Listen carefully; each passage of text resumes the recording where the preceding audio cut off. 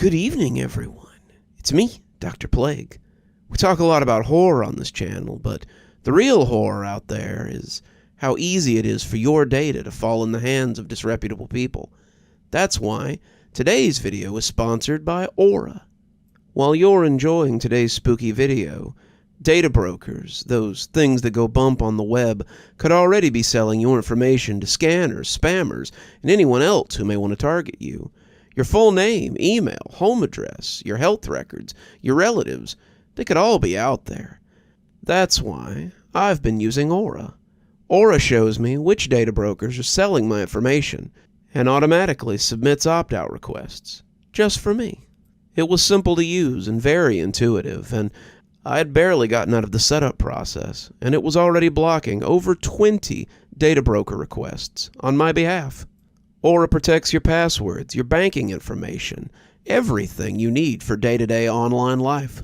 Cleaning up my information not only helps reduce the amount of spam I get, but it also protects me from hackers who could use my information to help them access my social media accounts, bank accounts, other sensitive information.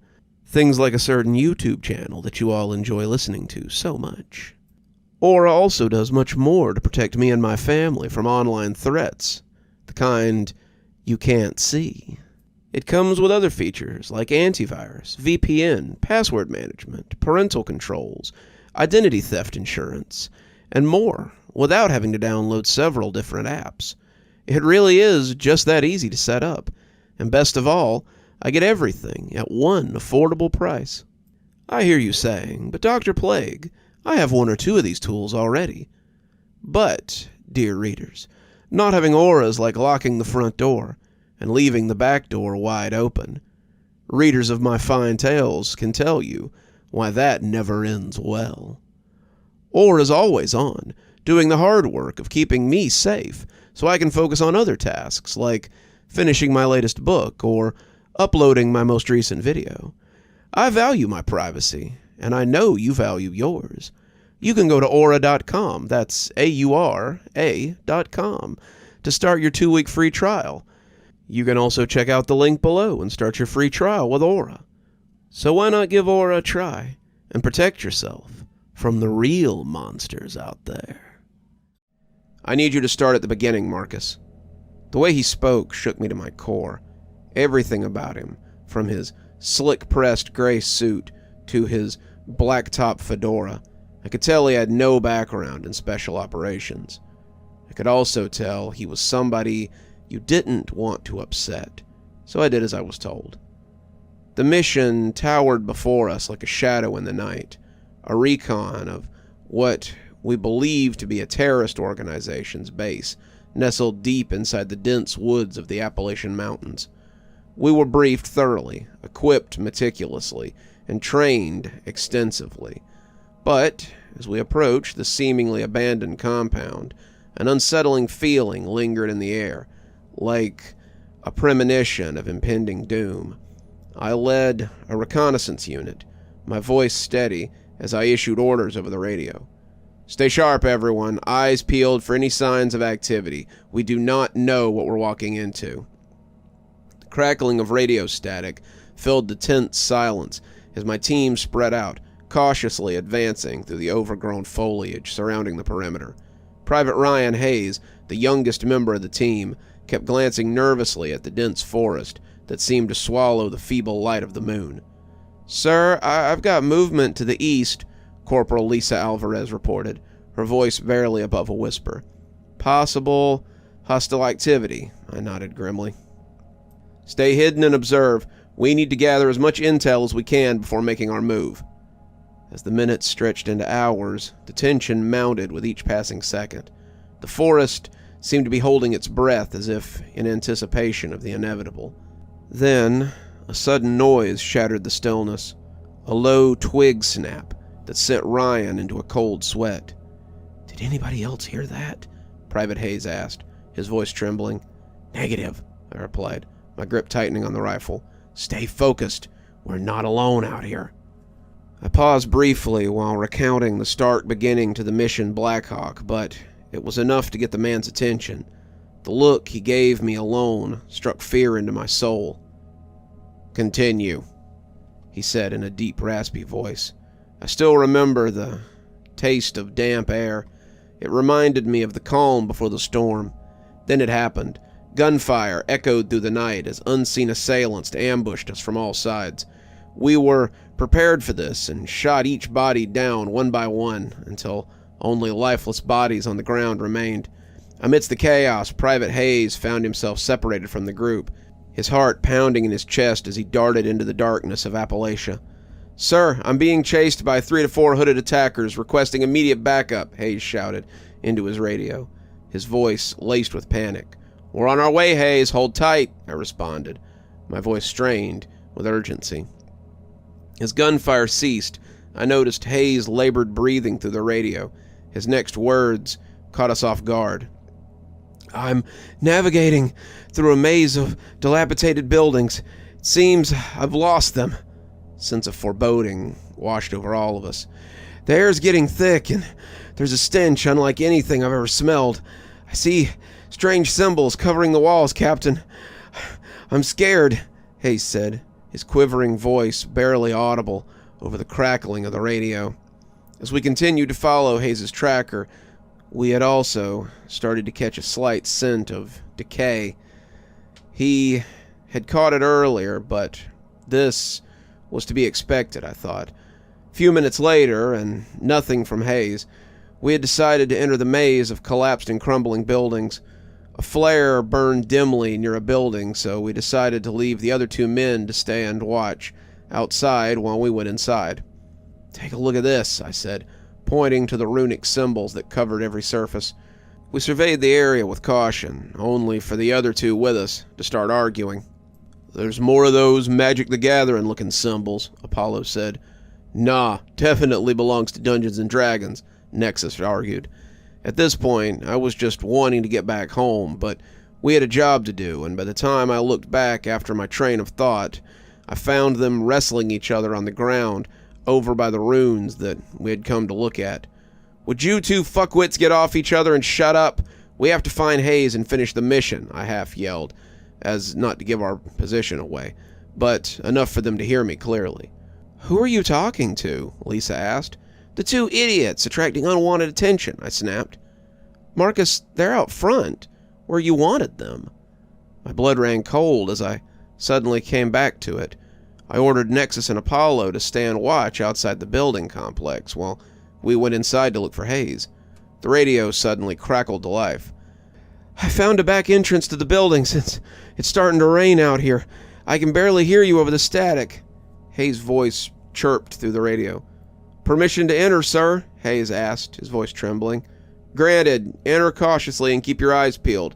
This is now a retrieval and extraction," I replied, my voice a lifeline in the dark.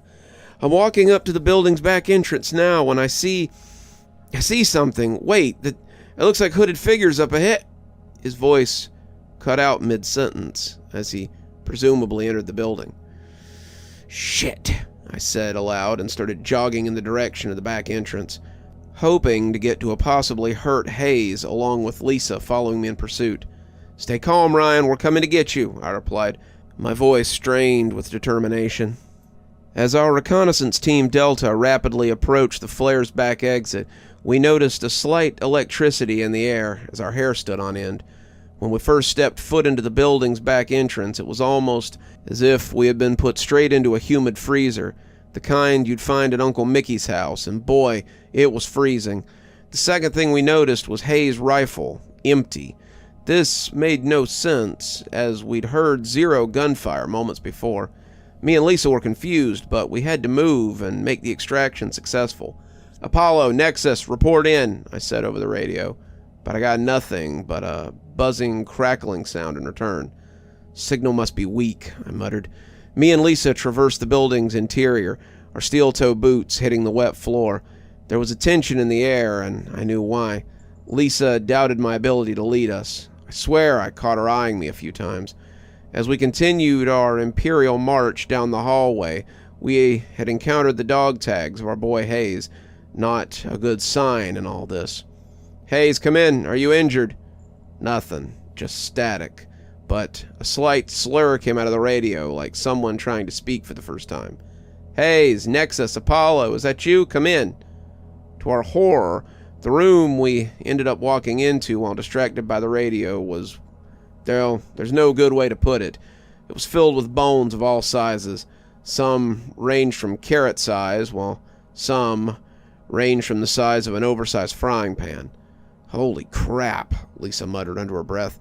"This wasn't on any of the intel we had." She was right. Nothing could have prepared us for this. The radio crackled to life. "Turn around!" We immediately swung around towards the door, and I'm not sure how, nor do I really care, but there was Apollo.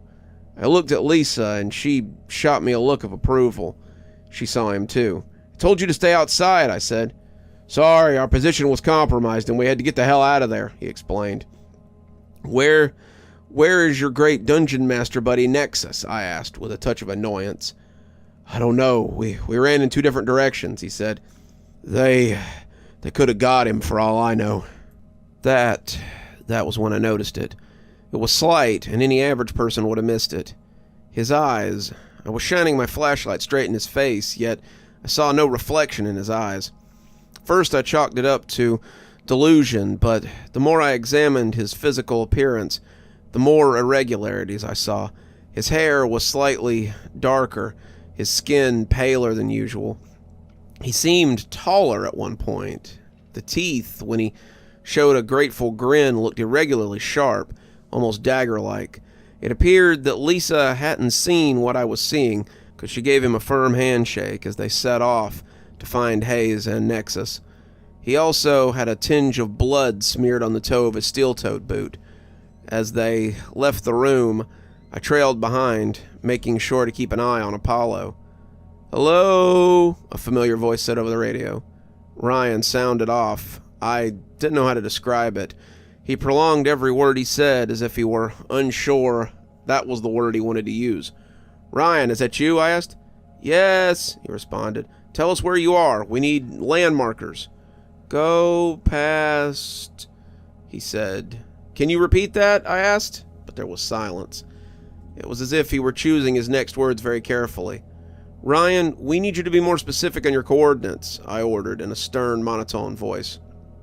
When he didn't respond, I ordered Lisa and Apollo to follow me deeper into the building that we had entered. I was trying to rationalize it by telling myself Hayes was probably slurring his speech due to the fact it was super cold and he could have hypothermia. Is it just me, or is it getting colder the further we go into this crumbling building? Lisa said, to no one in particular. "Can I get a minute to collect myself?" I said to the old agents that were collecting my memories like bees on a flower. They nodded and took a sip of water as they sat on the metal table in the room we lingered in. After half a minute, I continued my account. We had rounded the corner, and we saw a figure just standing there in a dark hallway. It nerved the hell out of me, since it stood like a statue and as quiet as an asylum chamber. By the look of it, the figure had a uniform the same as the one we were wearing, which seemed odd. "Is that you, Hayes?" I called out towards the unmoving figure. It didn't respond, didn't move an inch to the sound of my command. Just as a precaution, I ordered the others to check their ammunition and point it forward just in case it got messy. And just then I noticed Apollo didn't have his rifle, which greatly confused me. "Apollo, where's your rifle?" I ordered. "I lost it in the scramble me and Nexus had earlier when the terrorists ambushed us, whilst waiting outside as you ordered us to," he replied, looking pale as he probably recounted it in his head. I gave him an angry stare, but shot my gaze back at the still unmoving figure. I held my hand up to tell Lisa and Apollo to stay put, as I slowly closed the distance between me and it. As I came within a few feet of it, I poked the figure in the back with the tip of my rifle. It promptly fell over with a deafening, dull thud. "Holy Jesus on a skateboard!" I half yelled when I realized it was Nexus's uniform, with his dog tags around the mannequin's neck. It was a mannequin, which scared the shit out of me and the others. How in the hell did this uniform and all get on a mannequin that just so happened to perfectly fit its clothes? This shit show was already making no sense, but now I felt like this was a low-budget nightmare. They must have got him and done this as a sick joke to toy with us, Apollo said in a shaky voice. We don't know that, but it is indeed a grim possibility. We got to remain on point and hope for the best, even though this job is never always about happy endings, I told them, sadness in my tone. We started checking and sweeping every room we came across, only to find nothing but dust and static on the radio, until we either heard a response on the radio or we came across any of our lost teammates. About 12 rooms down the hallway, we found a door slightly ajar, which we found all the others shut tight. I halted the unit and made a hand signal to proceed with guns drawn into the room. 3, 2, 1, I counted down quietly. When I hit 0, we entered the room with a slight pace in our stealthy entrance. To this very day, I wish we had left that room alone, but we had a job to do. What we found was Nexus. Well, what was left of him. You could barely call it a human. The mangled remains of Nexus lay sprawled amidst the surrounding rubble, an art piece of carnage. His form resembled a pulpy chaos, with flesh torn into ribbons and organs strewn about as though crafted by a butcher catering exclusively to Bundy and Dahmer themselves. Limbs were twisted at an unnatural angle, bones protruding through torn skin like jagged spears. Chunks of flesh had been ripped away, leaving gaping wounds that oozed crimson onto the ruined floor. His face contorted in betrayal, he was barely recognizable beneath the mass of ripped tendons and muscles. Eyes stared listlessly, wide with terror, while lips peeled back in a silent scream, revealing broken teeth protruding from the back of his throat and neck, as well as partially, and having his own tongue bitten off, hanging out of his mouth like a dog with its head out a car window. A rusty piece of rebar was protruding from the back of his head and out through where his left eye should have been. It was a scene of unimaginable horror, a testament to the merciless brutality of whoever had done this to Lieutenant Gabriel Nexus, and as we stood amidst the carnage, the realization dawned upon us that, in the darkness of the crumbling labyrinth, something merciless lurked. Its bloodlust insatiable, and its thirst for harm unquenchable. We need to get the hell out of here, I said out loud. Apollo and I shared the same unspoken thought, a lingering question that danced on the edge of our minds, until Lisa voiced it out loud, cutting through the tension. Do we radio home base and request the dreadnoughts? Even if we do, which we should, I doubt they'd send them. It's not disastrous enough for them to intervene. Plus, those guys out there are just muscle. They'll shred everything they see. I replied, my confidence tinged with uncertainty. It's worth a shot. Otherwise, we can always just bail in the armored truck we arrived in, Apollo said. We'll be toast if we bail, whether or not the base agrees, I countered, my voice edged with a sneer. I thought over our options, and it became clear that there were no good choices. Stay and risk further danger, or call for the extraction and face potential consequences. Calling in the dreadnoughts wasn't viable either, as they were essentially a last resort. Unit Delta to base, do you copy? I asked sternly into the receiver. Base to Delta, copy, what's the situation? The man on the other end asked with curiosity and professionalism. Delta unit to base, we've got a KIA and an MIA. Multiple hostages surrounding the compound. Request immediate backup, I conveyed, a hint of panic evident. When the base hadn't responded right away, worry gnawed at my mind. Had we lost connection? Base to Delta unit, backup denied due to current situation. Be advised, we are detecting multiple signatures around the area you are located in. Delta unit to base, roger that. We'll be on site until the threat is neutralized, I confirmed before signing off. With no backup en route, we were left to fend for ourselves. As I straightened my back, I saw Hayes limping towards us, his condition shockingly worse than I imagined. His skin drooped in some areas and stretched thin in others, a grim sight that made my skin crawl. Hayes, is that you? Where have you been? I asked, a mix of relief and anger in my voice. Hayes barely acknowledged my presence. His demeanor was unsettling, but before I could dwell on it, I spotted a few flashlights in the distance, coming from the group of 3 people patrolling the area. I thought to myself that I'd have to grill his brains out later when we got back to base, if we finished this mission alive. I was about to brief the team on our next move when I realized that Hayes was missing again. Alarm bells rang in my mind. Hadn't I just seen him a moment ago? Did anyone notice Hayes? I asked, a chill creeping up my spine. Yeah, he said something about scouting a vantage point down the hill, Apollo replied. Check on him. Make sure he's okay, I ordered, my unease growing. That directive will haunt me forever, Agent... Wait, you never told me your first name, I said, addressing the agent from the FBI, ATF, or whatever damn organization he was from. I suspect you're delaying what you must disclose, eager to return to your solitary abode and share this tale with your online acquaintances.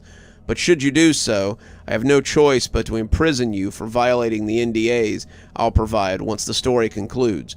So refrain from inquiries and proceed, the seasoned individual growled, his voice resonating with the weight of years and authority, leaving me shaken to my core. Apologies, I murmured. Apollo had ventured off to check up on Hayes, and I noticed a few figures tentatively crouching alongside the building, just a floor below us. Those terrorists were going to try to get the jump on our unit if we stepped a foot outside the building we were located in. Guys have spotted 4 armed figures crouched on the east wall just a floor down from the window, I said into the radio. I saw Apollo barrel through the open doorway and nearly crash through a closed door before he could stop himself. He looked white as a ghost and out of breath, like he had just run a full marathon. Hey, watch what you're doing, Apollo, barked Lisa, as she had a near miss with Apollo colliding into her. Captain, I found Hayes, he said, shakily, though his tone was barely audible. Is he all right? His body's gone. What are you talking about, Apollo? He's right over there, I demanded. His body is gone. Only his skin's there, Apollo said, his knees buckling and shaking under his weight. I hadn't realized at the time. It took me a few seconds to process what he had said. When I figured out what he meant, I bolted towards the hallway and found the room where Hayes went to find a good vantage point. When I finally found the room, I goggled at the sight in horror. Before us lay Private Hayes, or what remained of him, a ghastly mass of shredded skin draped over the cold earth. His skin, once a canvas of life, now hung in tattered shreds, a macabre tapestry stretched over a devoid room. With only his skin remaining, the flesh was shredded strips like a shedded snakeskin. Before the shredded remains, there was nothing but emptiness, a void where muscle and sinew once pulled with vitality. Now emptied by, well, nothing. Blood, thick and viscous, seeped from the shredded remains, mingling with the barely scented room in a sickening display. His face, a face of surprise and pain, bore the brunt of humanity's fury. Eyes, wide with horror, stared sightlessly into the abyss, their once vibrant hue now dulled by the chill embrace of death. Lips, torn and mangled, were frozen in a silent frown, a testament to the unspeakable damage that he had endured. Amidst all the desolation, one thing was clear. Private Hayes was beyond salvation. Apollo appeared behind me suddenly with a surprisingly calm expression. What I hadn't noticed before was that the hunting knife situated on his waistband was missing when I saw it a few minutes later. Apollo, where's your knife? I asked with concern. Probably lost it in the ambush earlier, he said nervously. You better be right about that. Don't lose weapons the terrorists can use against us. At this point, Lisa tried to look around the doorway, but we had subdued her efforts and forced her away from the room. We needed to radio base so we could leave, with or without their permission. I didn't care if I got my head booted in by my boss or not. When I came back into the room, though, I noticed tossed furniture and bloodstains leading towards the closet door. Apollo, watch my back, I told him. I crept to the closet door, and the smell got stronger with each step. It was heavy with copper and the slight hint of decay. I stood at the door, and in one swift motion I swung open the creaky old thing, and I found the rest of Hayes inside. That's when I noticed it, a detail that turned my blood from ice to boiling hot rage. The knife protruding from his sternum, a knife with Apollo's bloodied initials on the handle. Next thing I knew, my temper exploded like Krakatoa, erupting after 1,000 years of rage. "You son of a bitch!" I screamed at him, not caring who could hear me. Before he could rifle his gun at me, I pulled my service pistol out of my holster and fired a shot that ripped through his shoulder. He managed to pull a shot off at me too, but the bullet only grazed my thigh. His agonizing yells and moans of pain echoed throughout the building, Lisa bursting into the room where I shot him, with the remains of Hayes' skin and innards still strewn around. "Marcus, put your gun down. What are you doing?" she demanded. "He killed Hayes. I saw what was left of him in that closet. Apollo's knife still in him." I thought I might be losing my mind, but the thought was pushed aside when Lisa confirmed what I saw only a few minutes ago. She looked down at the now profusely bleeding Apollo and gave him a look I could only describe as pure hate. Before I could tell her to handcuff him and not cause any more damage, she grabbed her sidearm and put one right between his eyes. "Jesus Christ, Alvarez, what did you do that for?" She didn't answer. "Let's get out of here. I just need to radio base on our next move," I said aloud. "Unit Delta to base, come in." But there was nothing but static. I guess the concrete building was blocking the radio signal, so we'd have to leave on our own accord. I peeked out the window and didn't see any hostiles around, or approaching our current location. Perhaps they'd left the compound in fear of more officers being called down to take the rest of them. "Let's just get out of here and back to base. I just can't stand seeing any more death tonight," Lisa told me, with desperation in her voice. We trudged down the stairs and peeked out the front entrance to find the corpses of the terrorists we had shot down. We proceeded with rifles drawn, along with swiftness that was questionable, considering that stealth would have been a good-sized priority right now. When we were about 100 yards away from the armored truck, Lisa tripped on a root that stuck out of the ground. She stumbled and fell at an awkward angle, cracking her head on one of the large rocks that dotted the area. "Shit, Lisa, are you all right?" She didn't respond, and I assumed she was either unconscious or dead from her untimely fall. Ultimately, I had to carry her 100 or so yards to the truck. When I put her in the back, I hopped into the driver's seat and noticed the keys were still in the ignition. My dumbass had left them there, and I was lucky that nobody had decided to steal our escape route. I turned the ignition, and the vehicle rumbled with steady intensity, ready to take us far, far away. "So that's my story, my adults-only fairy tale you wanted out of me, Agent," I spoke to him in an overall tired tone. "And how is Lisa holding up these days?" "She's brain dead, since the blow to her head gave her major brain damage. She'll never remember this mission, and she'll need to live in an assisted living home until the end of her days." In the end, the agent made me sign a bunch of NDAs and sent me on my way. That's my story, and I'd place some bets that the agents will be pretty pissed when they figure out that I recorded our entire conversation on my old 90s tape recorder. I'll leave you with some advice, though. Humanity will always be the apex predator to what it can conjure up against you. At least you can hide under the covers from the monsters under your bed, but when you're faced with someone with true horrific intent, all you can do is watch the fight unfold. You're still here. Thanks so much for joining us for tonight's spooky tale. If you'd like a little bit more spooky in your life, why not click on one of the videos that appears at the end of our story? Or maybe head on over to one of our playlists where you can get your fill of spooky content. If you like your spooky a little more tactile, I've got a new book that's come out. If you'd like your own copy, there's a link below in the description where you can get your own copy of my spooky book. If you like what you see here on the channel and think you might like to support in a more monetized way, then why not come over to Patreon or become a member on YouTube? Speaking of, let's go ahead and thank our members now. Thanks to Civ Garstad, Unicorn Hollow, and Army Dude for being our spooky ghost contributors. Thanks to Janet, Lee Kendall, Saikat, Ronda J, Sue Casper, and Valinator for being our spooky skeleton contributors. And thanks to Oh Snap, Hi Stacy, Winter, Xaronan, Stephanie Carrington, Tyler Parker, Cinnamon Fox, Grim Reaper, TomBoiTopUwU, and Queen Sheebah for being our Ghostly Reader tier contributors. And a big thanks to Scott Donahue for being our Ghostly Writer tier contributor. Thanks, everyone. We just couldn't do the show without you. If you'd like to support the channel, then come on down to Patreon or become a member on YouTube. Spooky Skeleton tier contributors, that's our $5 tier, get their spooky 12 hours early at 8:30 a.m. as opposed to 8:30 p.m. My time, of course. And while Ghostly Reading is only a tier that's available on Patreon, you get a signed copy of my book anytime I write one on your doorstep in, hopefully, a timely manner.